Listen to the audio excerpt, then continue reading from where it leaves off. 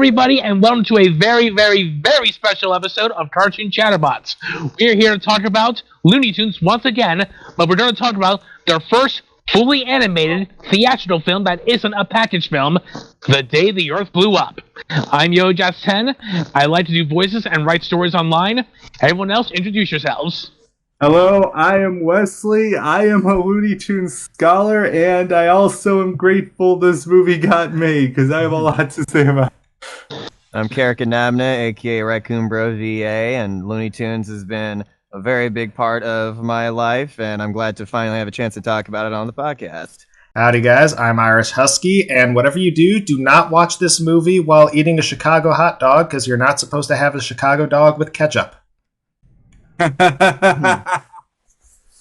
Yeah, so Eric, you were absent from the Looney Tunes episode, so any thoughts you want to share about the franchise as a whole here?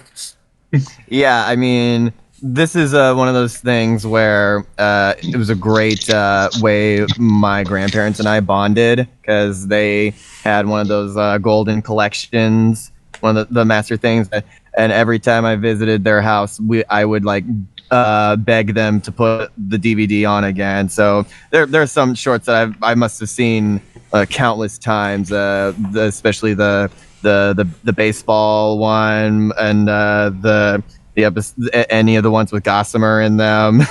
lot of Bugs Bunny stuff, really. Yeah. Yep, Looney Tunes had a bit of a rough patch ever since Cartoon Network pulled the reruns, and Warner Brothers seems actively bent on destroying them. One of those projects we're saving for the end, because there's a bit of interesting development, but it's kind of a miracle we got this movie at all, because this was on the chopping block too, but Ketchup Entertainment, the distributor of a few things, including the failed Hellboy reboot, decided to swoop in and take it at the last minute. And thank God for that, because this is a movie that deserves to be seen. Yeah, Ketchup, you are a entertainment company of saints. We thank you. You know, I can only imagine if David Zaslav is quoting Cosmo from the Fairly Odd Parents saying, "Stupid ketchup." Yep. Yeah. If last year was the year of mustard, then this is the year of ketchup. Right. Yeah. Yeah, also, the director of this movie, Peter Groundguard, he was perfect for it, if you know anything about Uncle Grandpa. Yeah. I told my friend when I saw this, I took two of my friends to see this in theaters, and I told them that the director created Uncle Grandpa, and they're like, as we watched the film, they're like, okay, yeah, no, we see it. Right, Uncle Grandpa, the show not a lot of people liked when it came out, but it's gotten a little bit more of a following as the years have come on, because it's kind of a successor to Looney Tunes. So Peter Groundguard was really a good choice for this. I mean, it essentially has the same kind of the rules of there are no rules. Whatever's funny takes precedence. Yeah. Some people are a little torn over them going with the Clampett Daffy in this. Some people like the more Squidward-y, sarcastic Daffy. I'm happy to see Clampett Daffy make a bit of a return, because sometimes the more pessimistic Daffy can get a little tiring. You know, I think Looney Tunes show is definitely where he was at his absolute worst in terms of crimes committed, that kind of thing. Right. Back in Action did a good job of balancing out both Daffys. He did both personas in that. Yeah, in terms of developing Buzz and Daffy as a duo, I think Joe Dante, who directed Back in Action, and Chuck Jones himself, I think they're the people who got their dynamic down the best. Right. But this movie is about Porky and Daffy, who, if you think about it, are one of the most iconic duos in American film. Yeah, honestly, if Bugs and Daffy are an old married couple, then Daffy and Porky are troublesome twins. Mm-hmm. Who don't always see eye to eye. If I had to pick one of my favorite shorts involving them that I saw growing up, do you remember Porky Pig's Feet? It was when they were trapped in a hotel and they kept trying to escape this crazy manager. I hoped you were gonna say that one. Right? Yeah. I love the Bugs Bunny cameo at the end. Before Bugs becomes Daffy's antagonist, but after Porky and Daffy become friends, so it's an interesting middle Yeah, ground. I was wanting to see a Looney Tunes cartoon short where Screwball Daffy meets Bugs and he's becomes sort of an enemy, but in the way that he's like his biggest fanboy. That'd be fun to explore. Right. I like the angle of this one, but also let's not forget the true best character in this movie. Farmer Jim! Farmer Jim! Oh my goodness, Farmer Jim. Oh, Dude, man. that has become the next inside joke among my friend group. Just any time something good happens, we're like, Farmer Jim has come to save the day. That's all the best lines in the movie. Thank you, Fred Tatasciore. I think my favorite part about him has to be the fact that he's drawn and he moves as if he was a Monty Python character. Yeah, Except for that one scene where he's animated more beautifully than anything else. Yeah, it's like given the amount of detail of a freaking Miyazaki film. Yeah, like my favorite is when he's like is saying goodbye to them. He's just walking away, and he moves like a South Park character. Yeah. That duck ain't right. Oh, man. I think Sam Elliott would have been a great voice for him. Yeah. Right. Here's the interesting thing about this movie. No celebrity voices. The closest we have is Wayne Knight and a few background roles. Yeah, and I guess Peter McNichol, if you want to give him credit for Ghostbusters too. Yeah, probably. Oh, Peter McNichol was also in the Bean movie with Rowan Atkinson, giving one of the funniest freakouts to when Mr. Bean shows him a really bad picture, he does a really funny freakout. That's what I know him for. Right, yeah. I'll have to check that out. But also, and credit where it's due, Lorraine Newman as well, one of the OG cast members of SNL is in this. oh yeah. Yeah. She was the busybody woman trying to sell their house. Oh, yeah, the true villain, the HOA head. Yeah. That's why I'm glad I don't live under a homeowners association. Yeah. Ralph. But yes, they had all this. But the Looney Tunes are actual characters. They have their current voices. And can we give props to Eric Bauza? He was talking to himself for about. That is no small feat to be able to carry a movie like this. I can't imagine. Well, animated films, they aren't the longest recording sessions in the world, but still, I feel like it took quite a while to really perfect that dynamic with just himself. And I have to wonder why Bob wasn't able to return for this one. I find that very peculiar. I don't think that's ever been addressed. Why he wasn't in this. I actually have a reason. I was at work one day and someone told me that since I was talking to somebody at work and they told me that since Daffy and Porky are portrayed as kind of more younger adults in this kind of universe, it made sense why one of the more younger voice for Porky. So that's probably why they went with Eric Bauza instead of Bob Bergen. Might be. I mean, it worked out well. I haven't seen a voice actor do a back and forth with himself this well since Seth MacFarlane. Yeah, yeah. Although, can I just say a big apology personally to Eric Bauza, because at first when I heard his voice word, he was the stuff the party cartoon or Shaolin Chronicles, I was first I'm hoping this guy finally finds his footing, and when he started doing stuff for the Looney Tunes, I'm just this guy's going places, and I like that. I mean, man had to pay his dues. I think when you go on to also voice a hallucinated animated character in The Boys as well, that's how you know that you're a bit more than just a voice actor behind the scenes. Eric Bauza is getting close to true celebrity status at this point. Right. He was also a Foop from the Fairly Odd Parents, and I actually kind of like Foop. I think he can be pretty good at times. Right. Yeah.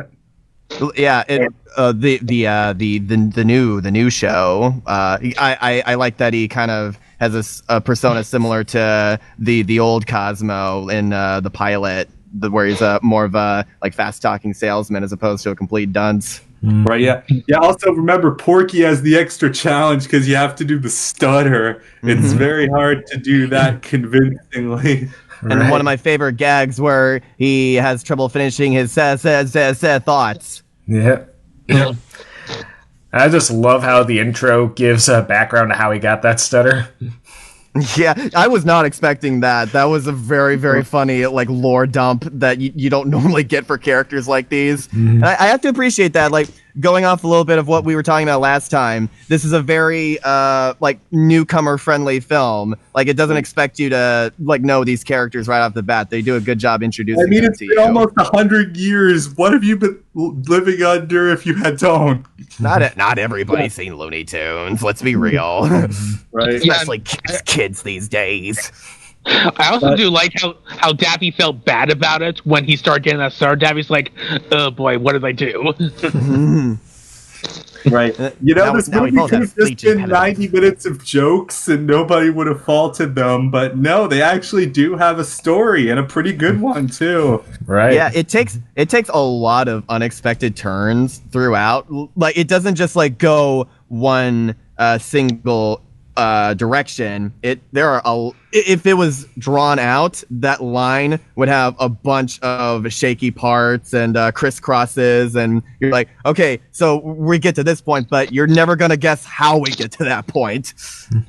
Right. That's kind of what makes the big twist at the end so funny. I did not see the twist coming at all. Me neither. Same. Especially with like how what little marketing there was portraying it, but we'll get to that when we get to it. We had the big alien invasion. How many old school shorts was Petunia Pig in? I only know her for more modern stuff. Same here. Same. Let me say, I think Petunia has gotten a lot better with these newer shorts because, like, from what I've seen of her, like in the old cartoons, she was just a girl character. Then in something like the 2000 shorts, she was kind of a bitch to Porky in a lot of them. But here, they not only made her like just like a pleasant and like really charming character, but they also made like, no, we're not gonna like pull our punch, we're not gonna like restrain ourselves. Just she's a girl character. No. She's gonna get beaten, thrashed, and pushed around like any other Looney Tunes character would, and it's really fun to see. Yeah, she gets to have her own like thing going as well, her own motivations. She's not just there to be the love interest.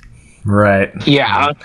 I love her introduction too, how Porky sees her as this like beautiful, immaculate being, and when it cuts to the real world, she's just kind of like, just an average Joe, humdrum, so to like very very tired from work.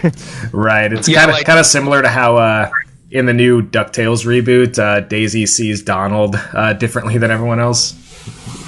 Yeah, I thought that was a really nice twist. That's another character that got a bit of a glow up from the more like you said like bitchy personality.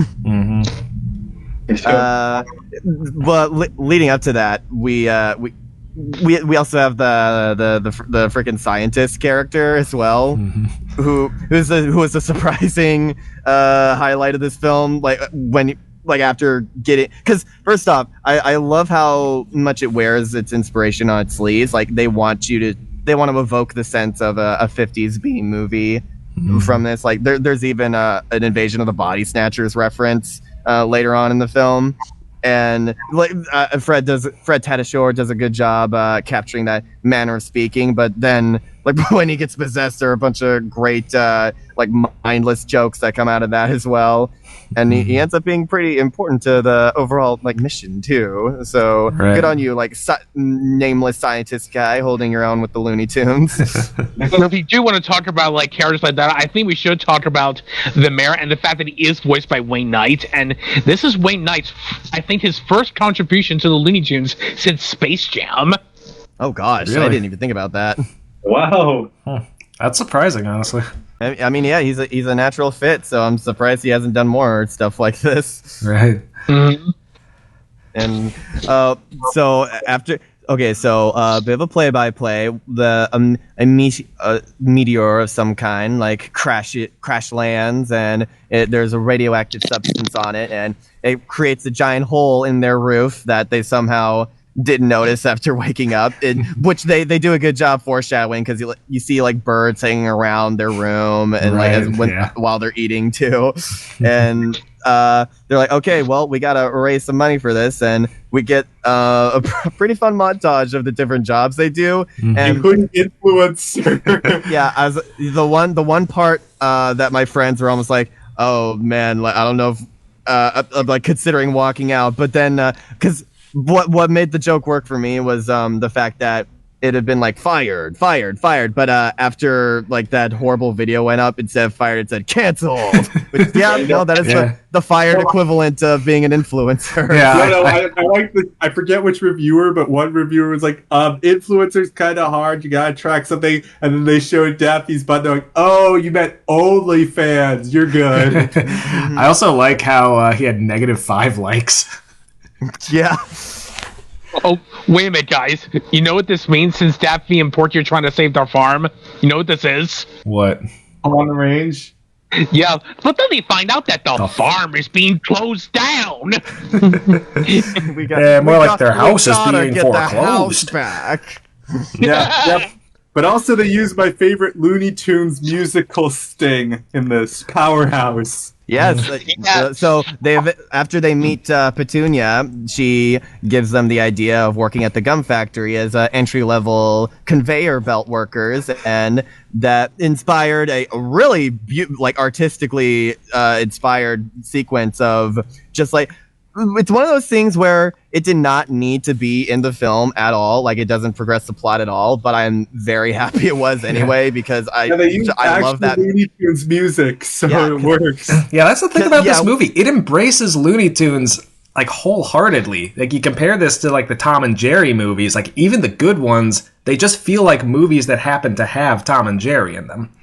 Exactly. But this embraces the spirit of Looney Tunes better than anything I've seen in quite some time. It's like a 7-minute. They managed to take a 7-minute Looney Tunes short and elongate it to 90 minutes without. Yeah, a lot of feeling, people said it couldn't be out. done. But the film totally did it. With the Powerhouse sequence, kind of remind me of if Pink Elephants met Be Our Guest. Oh yeah. Well, TV Tropes calls it the Disney acid sequence. And then after that scene, everything's going well really for them. There's nothing that can go wrong unless something totally crazy happens. And that's what we call foreshadowing, which they display right at the bottom. You know I'm totally going to use that clip for one of my videos as a joke. Right.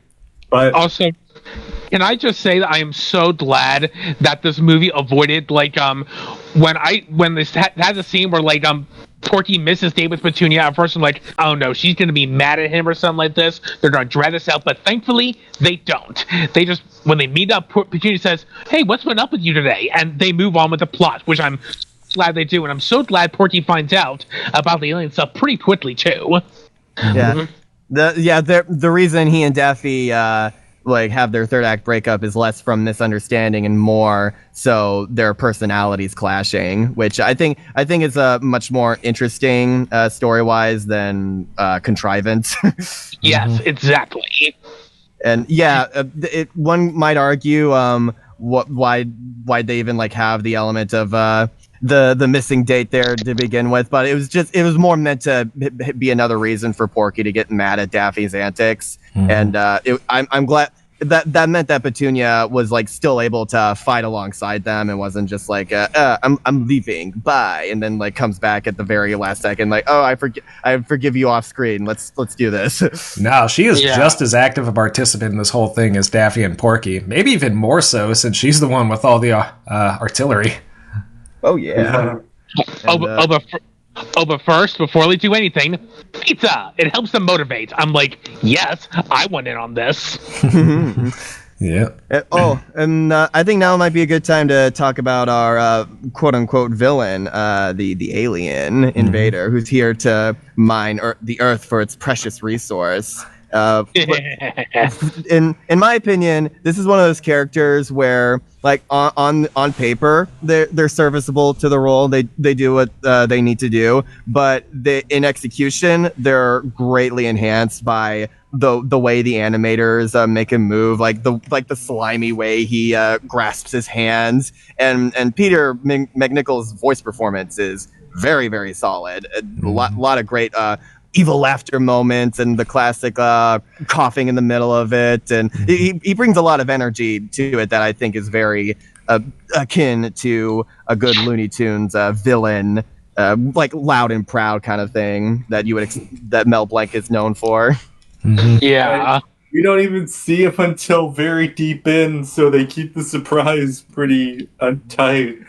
Yeah, they're good at being very subtle with what he's all about. Because like as it was going on and like as they were like fighting him, I was like, man, like we really don't know much about this character. Is it really just is this really just like gonna be some asshole that we learn nothing about? Like I assume that would be the case because like it's just a Looney Tunes film. You don't expect that much complexity from it, but sometimes people aren't quite as they seem. You don't give them enough credit for what they bring to the table, which is kind of what Porky does to Daffy like throughout the film. It takes a bit for them to realize like where his strengths can be put to use, and therefore and that's a big reason why they have a lot of friction like the more shit hits the fan. Yeah, and like I'm kind of surprised. Like usually, the thing with like I've been really mad at a lot of twist films from Disney. This is a twist thing I actually don't mind because it's properly built up and foreshadowed. Like it doesn't feel like an ass pull. Right, like that whole asteroid at the beginning is just kind of forgotten until it's brought up at the crucial moment. Yeah, when they talk about the asteroid, it's like, yeah, there was an asteroid, huh? Wow, who would have thunk it? How it comes in. They have the big thing. They have the whole mind control stuff, and of course Daffy lays eggs, which raises a whole lot of questions. But the fact that he brings that up during his fight with Porky was like one of the funniest lines. Yeah, but not contradictory because there was that whole short about the mafia trying to get him to lay a golden egg. Right? Yeah. Yeah. And and they eventually do get trapped in like the laser prison. I find it pretty funny that the way they get out of it is by just like Waterworks crying and getting out of there. Don't say it. What, that crying can't solve your problems after all? Yeah. Now, my favorite part of that scene is how he keeps beating himself up over the fact that he got him into this mess, and when they cut away and then cut back, he's just slamming his head in the car door. Yeah. Oh, yeah, right. Yeah, but just like, where did this car come from? Marvin the Martian is technically more threatening than the invader. It's because Marvin actually wants to literally blow up the Earth. Yeah. It turns out when he says the day the Earth it blew up now has a double meaning. They really meant blew up like a bubblegum bubble. And even the text on some of the posters, the day the Earth blew up, is written in pink. And when they high five, there's bubblegum between their high five. So, if anything, how did we not see this coming? Right. Giant piles of bubblegum? Oh, what next? Yeah, I said that. I had no idea what that meant until I saw the movie, and it's like, okay, yeah. Yeah, I do have to question that plan, though. Like, encasing the Earth in bubblegum so that the asteroid is deflected off and hurtles out into space. Like, would the asteroid just pop the bubble? Well, yeah, we'll never know because they ruined his plan. I guess so. I'm surprised the scientists didn't bring that up as a possibility. Yeah. Like another reason for him to fight with the alien. Right, but since like Daffy and Porky screw everything up, they now get to set things right. Yeah, right. Honestly, that final act, like the last 20 minutes of this film, it has to be my favorite part because it's like such an oddball like combination of characters working together towards a common goal that I never would have expected. But like it's genuinely a lot of fun. Like you don't really see the villain like getting to like genuinely trying to help the heroes out, and like even though they have different reasons for doing it, he only wants to save the Earth because they have Boba Tea there, which is like so wonderfully random and dated. But no, it's like they actually want to both save the Earth, and that change in dynamic leads to some pretty fun banter as well, because it's like, yeah, they're they're working together, but they're not exactly amicable because they did like sort of crush him with a giant disc earlier, and he put them inside that laser cage. Right. And possessed everyone. It kind of reminds me of that one commercial about Crash to Insanity, the one where Crash Bandicoot and Dr. Cortex team up. The tagline was kind of, they're working together, but they don't have to like it. Well, yeah, like they one of the team up, but they're still arch enemies. Yeah, I mean, one of the most famous levels is travel. It's like a monkey ball sort of stage, but the ball is Crash and Dr. Neo like getting in a fight bubble, like fight cloud together, and they're like traveling down it. Right. Wow. It's very, very, very Looney Tunes esque. With this is the same. It's we're gonna help you, but you owe me big time. And then again, it's pretty nice to see Daffy and Porky screw everything up, but at the end they have to be the ones to do something right. And it was pretty refreshing to see Daffy have that moment of maturity and like clarity and self-awareness. Yes, thank you, self-awareness. That you know what, this is an important job. I'll do the crank thing. Y'all know I'm good at handling a crank. Yeah, no, that's the real foreshadowing there.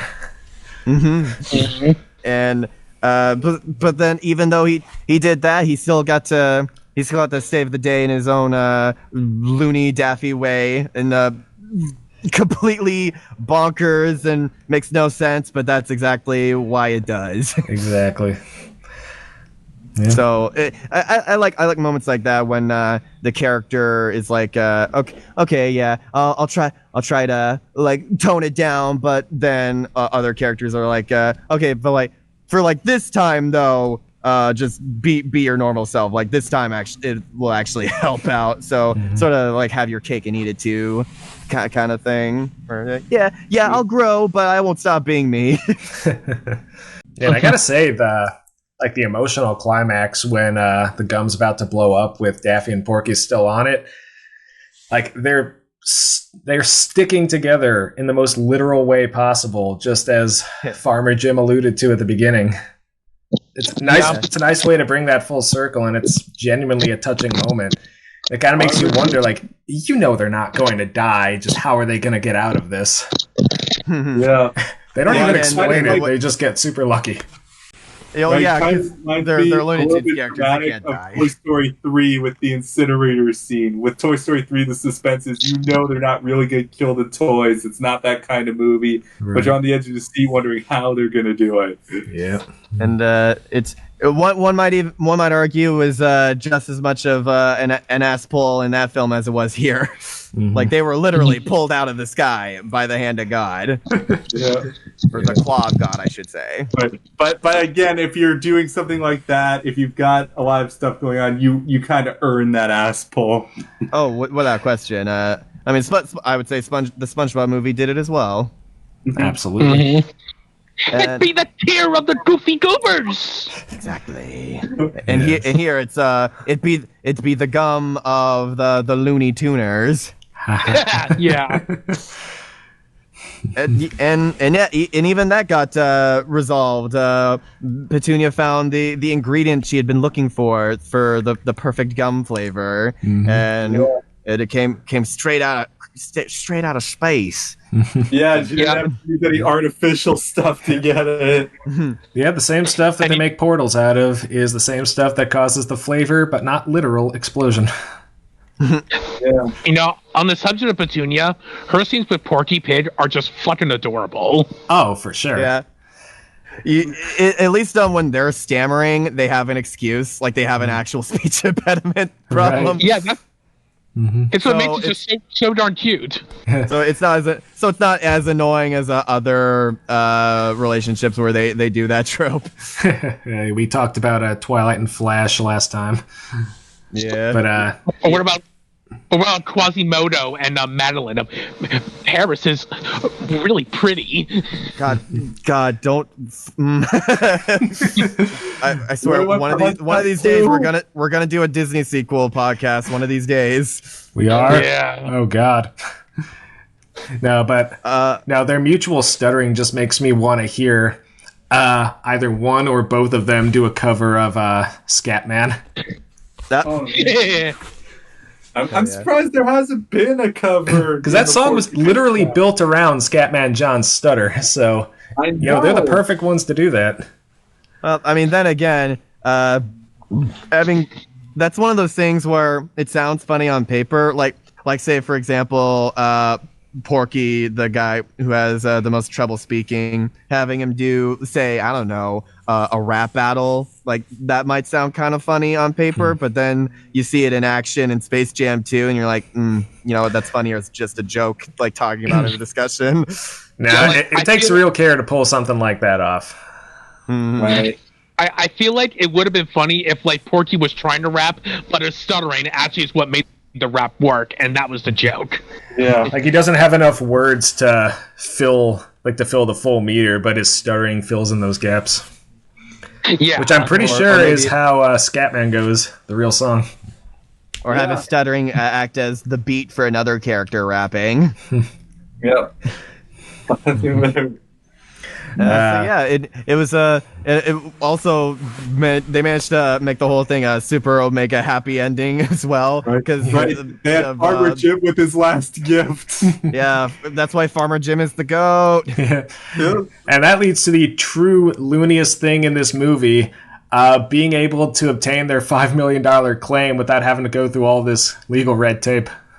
Yeah. Because in real life, the insurance company would have jerked them around so much. Right. Farmer Jim got them through it. He knew what was up. Yeah, but to be fair, this is property insurance. It's the health insurance people that you got to be wary of. Do not trust anyone who works in health insurance.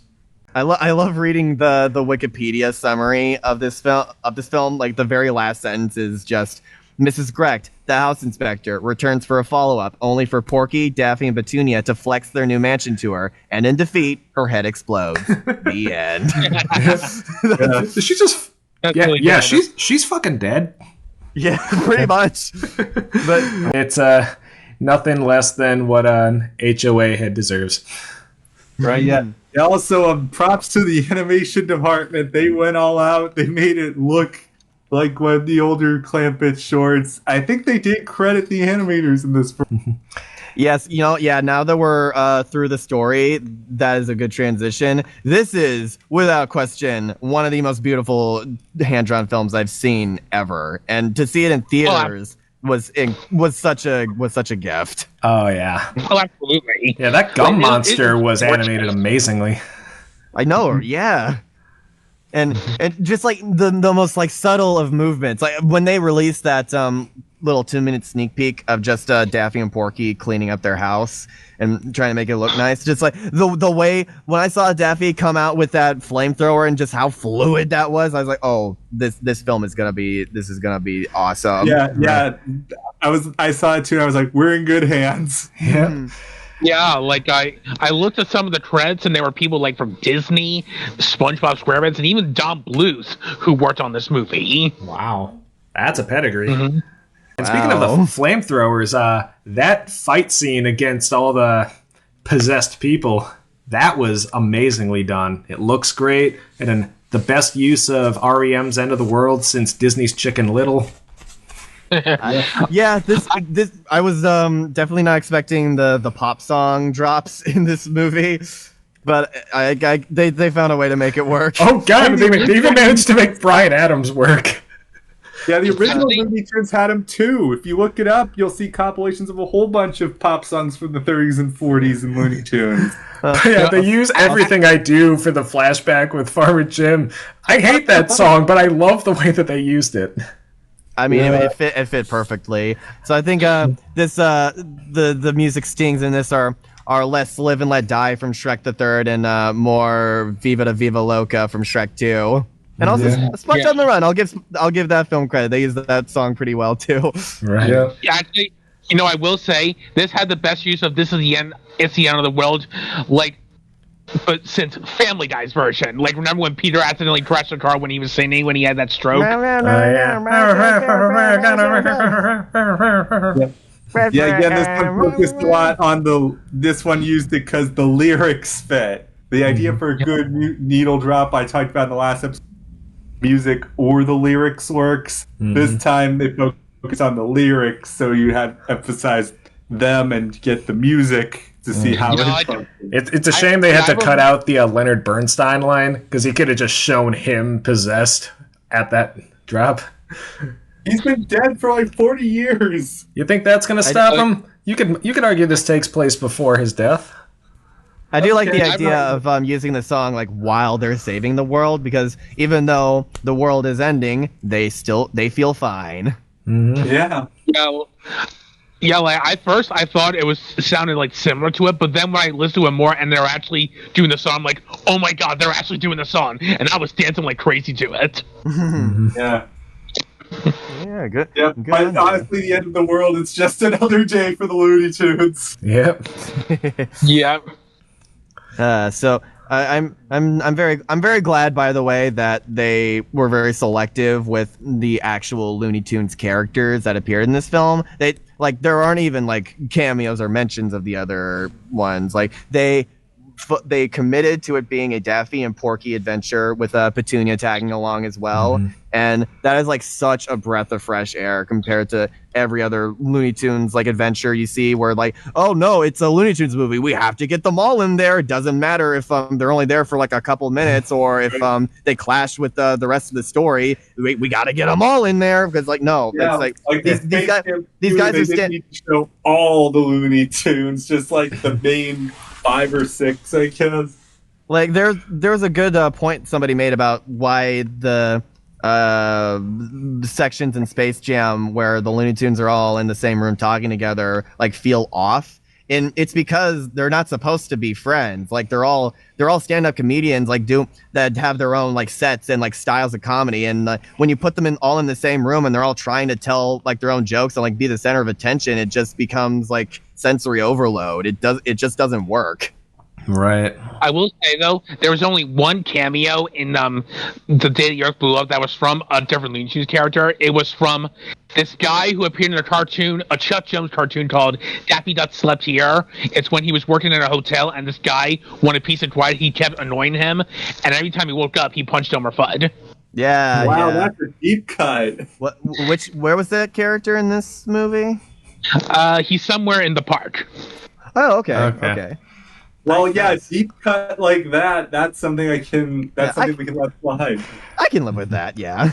Yeah, and like from what I remember, he was probably like one of the only Looney Tunes characters voiced by Arthur Q. Bryan that wasn't Elmer Fudd, and he didn't even have his usual speech impediment with it.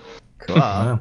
Yeah. Well, a lot of my favorite Daffy cartoons were Salesman Daffy, where he tries to sell people things and they don't have it, but Daffy still comes back for them. Oh, dude, the freaking audition one where he's like an agent for this child star. That's gotta be one of my favorite Daffy performances. Right. Yeah. They have a little bit of that here with.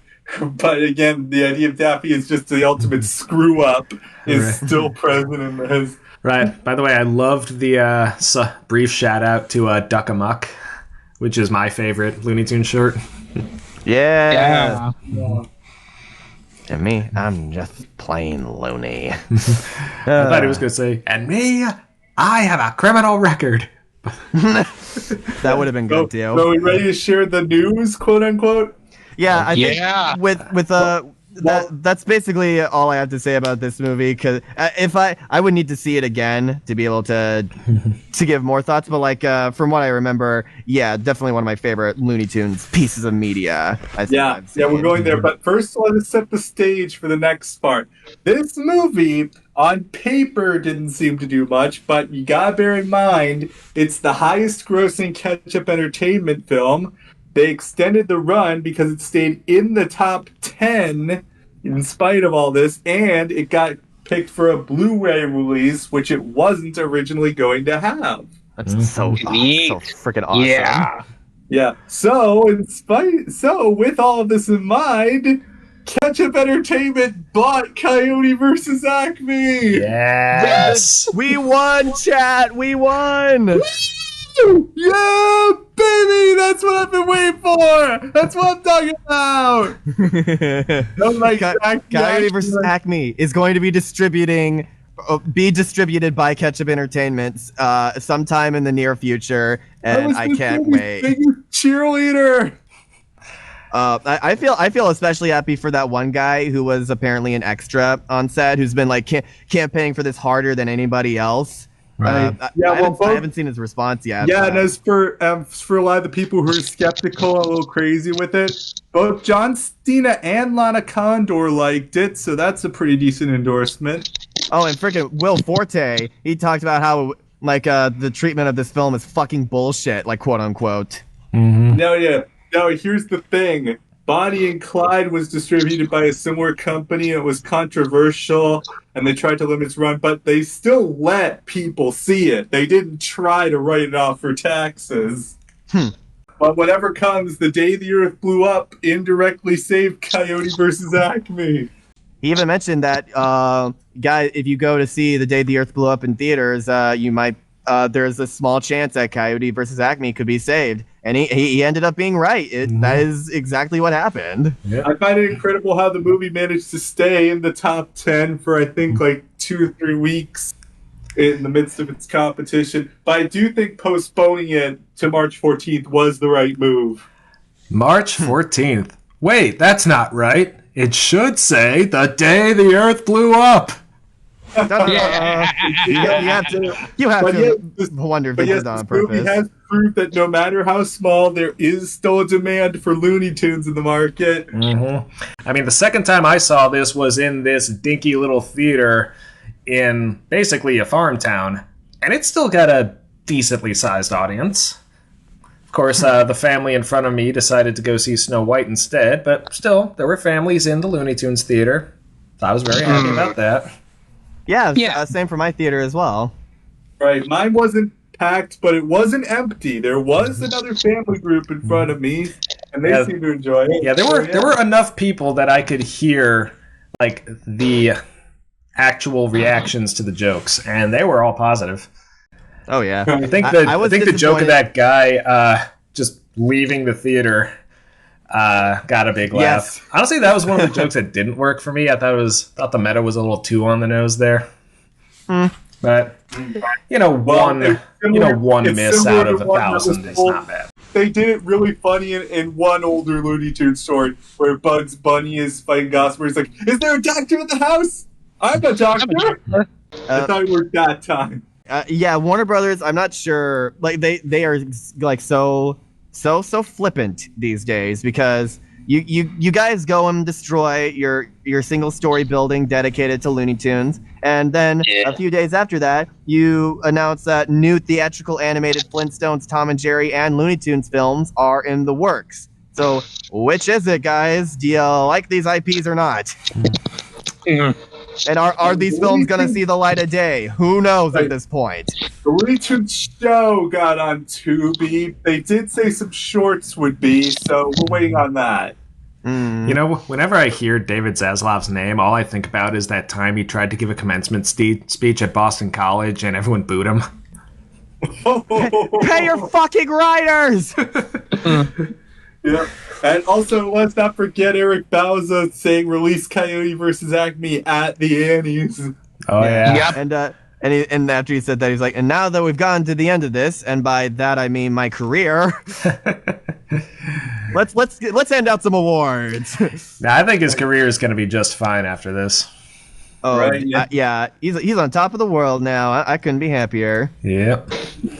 He's apparently going to be providing voice performances for Coyote versus Acme as well. So at this point, part of me almost wonders if maybe one of the other reasons he's voicing Porky now is because like Warner Brothers is like they're pushing him to really just be the next Mel Blanc at this point, because he's pretty much like voiced every single character now. Right? Yeah. Yeah.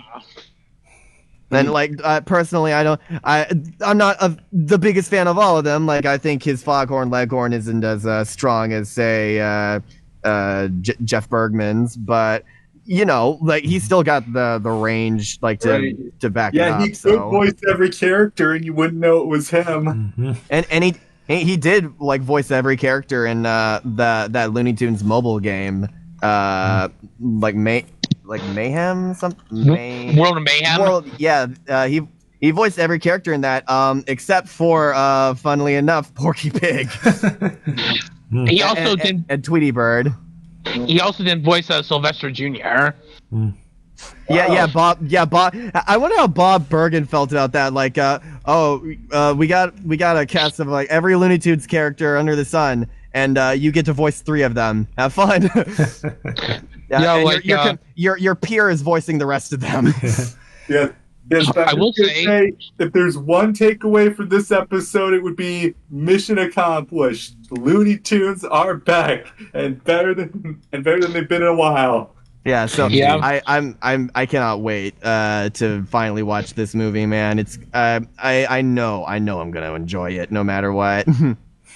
Because I've seen some people be like, wouldn't it be funny if it sucked? I'm like, no, shut up, don't jinx it. No, even if it's not that great, even if it doesn't quite live up to the hype, it's still good enough, right? Yeah. It's still great we got this film. If it's good enough for John Cena, it's good enough for me. The point of this is that even if the movie is like really bad, like to not let people judge that for themselves and have it be a tax write-off is very anti-art. Movies are meant to be seen. That's the big takeaway. Mm-hmm. Like even Snow White. Like I judge people for going out to see that in theaters, especially since I also went out to see that in theaters with my mom. But let's not worry about that. Am I the only person in this chat who has seen the new Snow White movie? I saw it online. Oh, okay, that's funny. I do have a funny funny thing from that. If you guys mind me sharing, I can be quick about it. Yeah, go ahead. Because I think especially since we're wrapping up here as well. Mm-hmm. So you all remember how in the original the evil queen is like a huntsman. I want you to kill Snow White and prove it that you did it. Bring me her heart and put it in this box. And he's like, oh fuck, all right. And he doesn't do it, obviously. And she goes to the mirror and is like, mirror, who is the fairest of them all? And it's like, it's still Snow White. You got tricked. And she realizes that the heart wasn't her heart. It was a pig's heart. And that's how she got fooled. So it's like, oh, time to take matters into my own hands. But in the remake, when they get to that scene, the huntsman brings her the box, and she just immediately goes to the mirror, and it's like, all right, mirror, am I the fairest now? And it's like, no, you might want to double check that box. And she checks it, and there's an apple inside of the box instead of a heart. And I'm thinking in my head, okay, so not only did you not notice how light the box was, because I'm pretty sure an apple is a lot lighter than a human heart, you asked this guy to bring proof that he killed someone, and you didn't feel the need to check in the box if he actually did it. You just took his word for it. That's even stupider. At least the first one gave the excuse of plausible deniability. Yeah, because it's like, okay, so if you were just going to take his word on it, why even ask to bring her heart back? Like, if you were just going to take his word for it. That's like, oh my god, this is so stupid.